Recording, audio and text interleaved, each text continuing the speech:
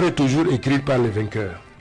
L'histoire de cette période jusqu'à présent n'a été écrite que par les turiféraires du régime, par les inconditionnels de M. Biya, par les gens qui lui sont redevables, qui lui font des clins d'œil et qui par conséquent jetaient l'anathème sur le président Ahidjo, le voué hégémonie. Tous les collaborateurs du président Ahidjo sont morts misérables.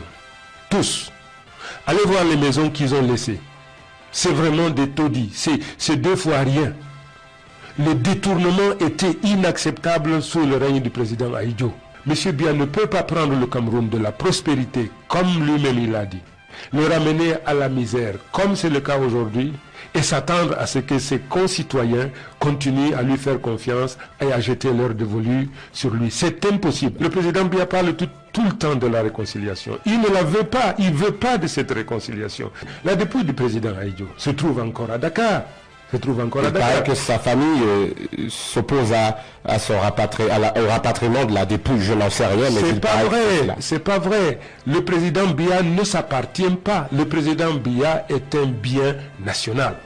Il n'appartient ni à sa famille biologique, ni à sa famille culturelle. Il appartient à toute la nation. Ahidjo a été président de la République. Il cesse d'appartenir à sa famille biologique.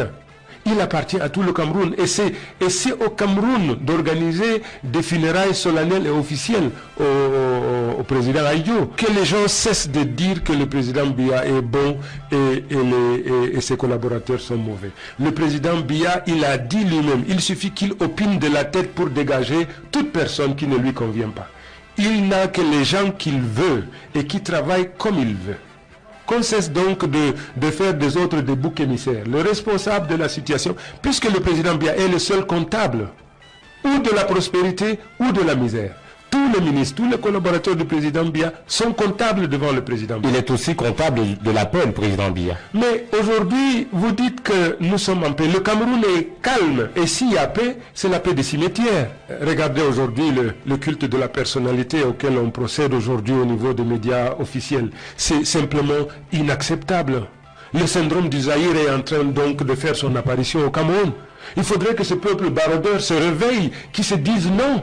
On doit construire la prospérité basée sur la solidarité, basée sur l'équité, sur la justice, et non aujourd'hui sur des mensonges grotesques et de l'assimilation.